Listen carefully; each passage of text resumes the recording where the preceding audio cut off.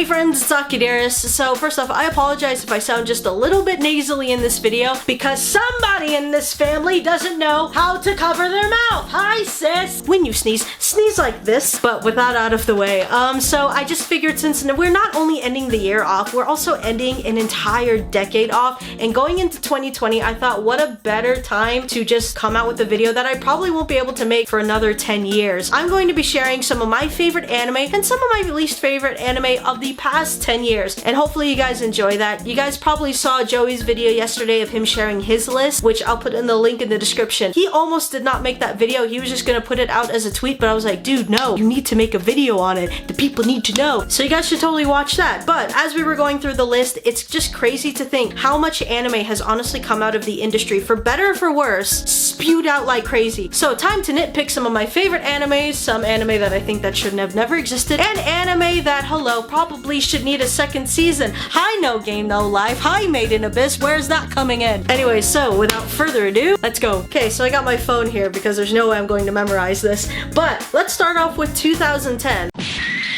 I don't even know what I was doing in 2010. Probably still in military class, fun fact. Yeah, I was a Navy JROTC and I graduated as a Chief Petty Officer. Pretty high rank up there if you don't know what that means. While I was doing push-ups and doing orientation at USMC, I was also killing some time by watching wonderful anime such as Panty and Stocking, Do-Da-Da-Da, Colorful, dude, Colorful. You know, the movie about like the soul that goes into like the suicide kid's body and tries to kind of find the meaning of life in his own way. And then you got High School of the Dead, which like awoke in more puberty than needed. So out of all of those anime, I think the one that resonates with me the most before I started going into my senior year of high school was Stitch. You know, the Japanese adaptation of Lilo and Stitch. Yes, that is Lilo and that is Stitch. It's actually Princess Jellyfish. I really liked Princess Jellyfish, and it's really crazy to think that that was this decade, because it's one of those anime that seem a lot older than what it turned out to be, but that's just something I thought was super adorable back in high school, and I still love it today. And some of the runner-ups I would say would be Panty and Stocking, Do-Da-Da-Da, and Shiki, and of course Stitch, because why not? Why was that even a thing? So please, somebody tell me why. Now for 2011, this was my senior year of high school and I was still in military class doing push-ups. I was also in Japanese class, I think, as well, and I just got the honors and academic award that year as well, so it was really good to end my high school years off with. And I think it was because of all of that I actually kind of took a somewhat hiatus from anime. I didn't really follow it too heavily, but here are some notable anime series that came out that year. So we had Madoka Magica, we had Steins Gate, Squid Girl, Future Diary, and out of all of those and many more, which one was my favorite? You know what? I have to say the Thundercats 2011 remake. That thing, oh man, who doesn't love a good Thundercat? I'm just kidding. It's actually My Ordinary Life, which is Nichijou. Funny ass anime, dude. I don't know what else to tell you. It is like a slice of life. Okay, you know what? Let me just tell you to do something if you don't know anything about this anime. Go onto YouTube, type in My Ordinary Life scene, watch any clip you want, and hopefully that will be enough to bring you in. If you want more specifics, look up the pen scene from Nichijou. It's fucking awesome. Before My Ordinary Life, I think the last comedy anime that I really loved was Lucky Star, which already seems like forever ago. It was forever ago. The amount of popularity that Lucky Star had, I felt almost every anime fan knew what that was, you know what I mean? But My Ordinary Life, I felt like I introduced that to so many other people that had never heard of it before. I don't even remember how I found it. Actually, I think it was the pen scene. Now for 2012, what was I doing by that point? I was just going into college. You know what? It's all a blur to me. Who cares by this point? I'm just gonna go get into the list. Some of the anime that came out that year was High School DxD, Psycho Pass. Oh, I remember like so many of my friends would not shut up about this anime. There was also Hyoka, which I feel like especially that year was so overlooked. Even today, I feel like a lot of people still don't know what Hyoka is. Go watch it. It's beautiful. JoJo's Bizarre Adventure, which to be honest, I have only seen 3 episodes of it, but I'm going to throw it in there because I feel like the comments would just get flooded with them if I had not. But don't worry, eventually, with the amount, especially that Sea-Dog VA has been shoving down my throat, I will watch it eventually. If not by my own will, I will be held hostage to it. So don't worry, Mama Aki will join the JoJo's Bizarre Adventure fandom sooner or later. That will be my goal. You know what? Going into 2020, I will make time for it officially. Kuroko no Basket and Sword Art Online also had come out 2012. You know what, I'm just gonna say that was my favorite anime just to piss Joey off. No, actually, it was Wolf Children, which is a film by Mamoru Hosoda. We can count films in here, you know, that's fine. That is about a mother who lets her kids grow up. They have to make kind of their own choices and find their own path. So when I saw Wolf Children, I can imagine that with my mom, she was also kind of scared letting me go into college and not knowing what I wanted to do and being scared that I had no idea what I wanted to do with my life, but I'm going out, doing random things. She has no idea if things are going to be placed well. Neither do I. Mamoru Hosoda, by the way, is a fantastic director. I think Wolf Children is a great introduction to his work. And then after that, go watch Summer Wars. I'm just going to put that in there. Just one of my favorite anime films of the decade is Summer Wars. And now we dive deep into 2013. As far as my own life goes, this was during a pretty dark period of my life.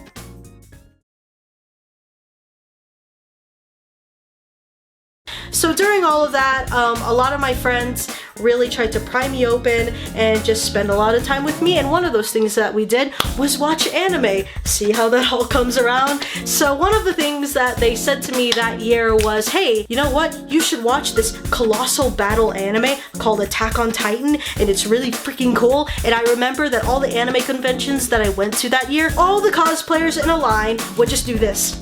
And I'm just like, dude, okay, you know what? I have to watch it if everyone loves this anime so much, and I was hooked. Unfortunately, that's not the anime of the year for me because I feel like I was more attached to it with the upcoming season after that. So this year of 2013 has to go to Kill la Kill by Studio Trigger.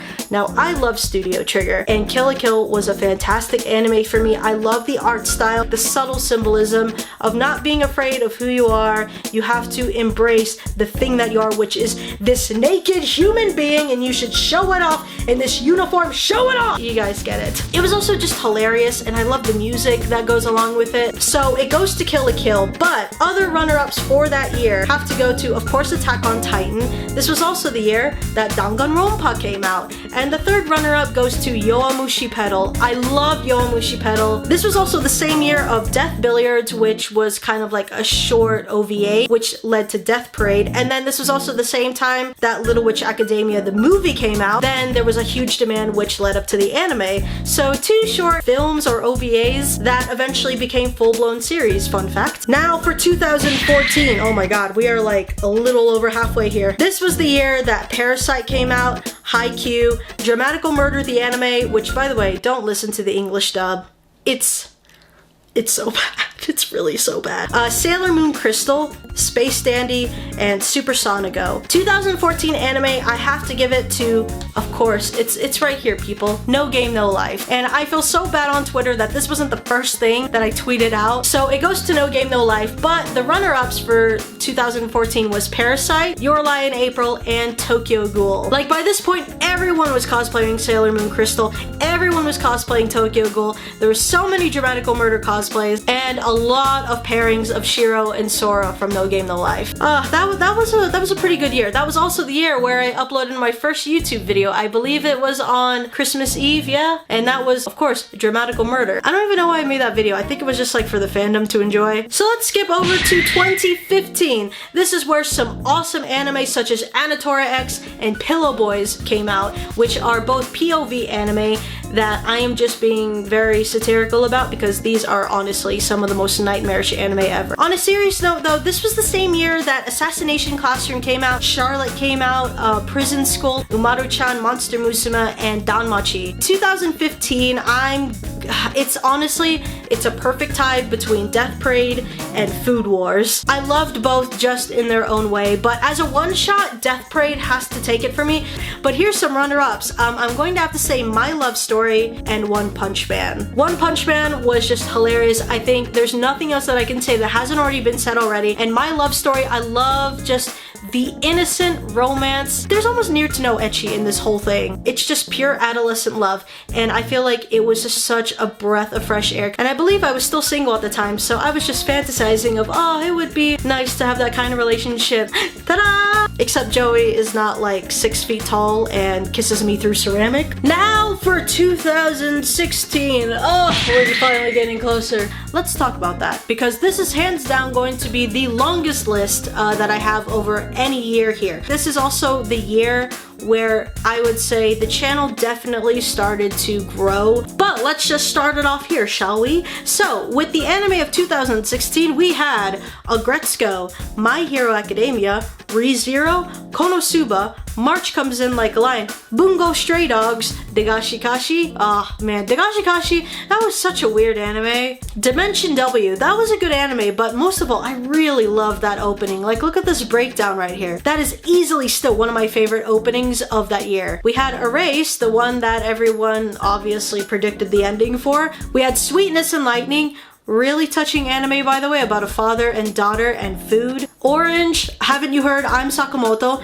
Kisniver, still to this day one of my favorite openings. Also, rest in peace to the singer of Boom Boom Satellites. Followed up by Mob Psycho 100 and, of course, Yuri on Ice. It's a tie between Re:Zero and March Comes In Like a Lion. With March Comes In Like a Lion, it's about a kid with lots of success, but he has a lot of personal issues that none of that success can really substitute for. To be honest though, when it comes to Re:Zero, I couldn't really get into it in like the first 1 to 3 episodes, and if I had to be even more honest, it wasn't until like episode 5 or 6 where I really started to get into it. From there, oh yeah, it definitely picked up, and then episode 15, the thing with the credits rolling, I haven't seen something play out like that since I played, I don't know, Bayonetta, which is something completely different. It's not even in the same medium of entertainment. And don't get me wrong about Rem. I understand that people view her very highly of what every waifu should probably be, but I have said this in the past before, as great of character development as she had more than anybody in that whole series, my best girl of the whole series is still Beatrice. I love her because I feel that there was near to no backstory of this character, and she was just probably the most fascinating one to me, and I would love to see more of her. And the runner-ups along with all of that was Bungo Stray Dogs, Sweetness and Lightning, and Kisniver. 2017! I feel like I've been recording forever. This is the year where Kakegurui came out, Land of the Lustrous, Little Witch Academia, the series, Nyanko Days, which is a series that nobody ever talked about. Nyanko Days is what I would explain as a series that will make you want to punch a hole in your wall as soon as you see these cat girls run through the door, because every bit of manliness and every prideful, tough cell in your body will be melted away as soon as your eyes meet the eyes of, or the ears of these cat girls. Don't break up the Seesaw Trio. And we had Saga of Tanya the Evil. It's really weird when I look back at it because I feel like I like Tanya as a character. She's batshit insane, but I felt like the scenario and situation that she was put through could have been built up and played out a lot better. I don't know, there's just something off about the writing. I don't know what it was really missing. From what I heard, the light novels for Saga of Tanya the Evil are much better played out. But my favorite anime of 2017 has to go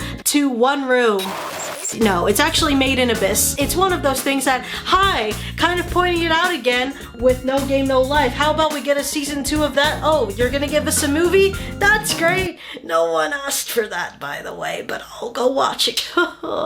You guys don't listen, do you? I fucking hate it. Now for the runner-ups. This was very hard to choose, by the way. So all of the runner-ups that I mentioned here, just kind of put them almost on the same level. I would put Girls Last Tour, Kobayashi's Dragon Maid, and Scum's Wish. I felt like Scum's Wish wasn't really talked enough about that year. I think not a lot of people could see it past Kana's thighs, but that's just me. 2018! What did that bring us? We had Angels of Death, Citrus, Cells at Work, oh, Fully Cooley, Progressive, and Alternative. I've been very vocal about how I feel about Fully Cooley, and I think it's one of those anime where if you're so confused that you don't like it, I can't really get mad at you for it because it is extremely random, but those who love it, there is a cult for Fully Cooley. And luckily, we're all pretty damn chill. Following that, we also had Pop Team Epic, which is just memes the anime, Devilman Crybaby, and Violet Evergarden. So my vote for the best 2018 anime has to go to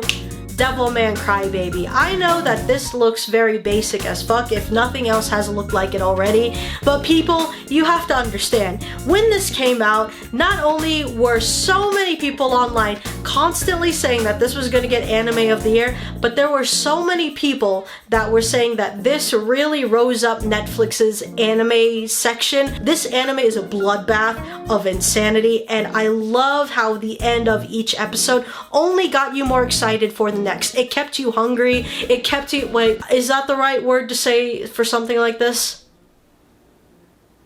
Yes. And 2019, as a lot of you guys know, is the year that I moved to Japan, and it's honestly been just a roller coaster of emotions and a lot of things that I've had to get used to, but I wouldn't trade it for anything because it's been such a wonderful new chapter of my life. Let's get back to the animes here. So, the first one, Carol and Tuesday, a wonderful music anime about two girls that start kind of a band and they try to rise themselves up to the top. Domestic Girlfriend, Dr. Stone, Demon Slayer, The Promised Neverland, Rise of the Shield Hero, and Beastars. So I'll just make this quick here.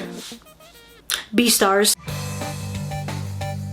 Yeah, so this is an anime, technically yes, it did come out in 2019, but I think officially I heard it's coming out on Netflix 2020, so depending who you ask, some people might say that Beastars doesn't count, but in my eyes, I guess it does because there's enough people that have watched it already. Other than that, oh my lord, we are finally done.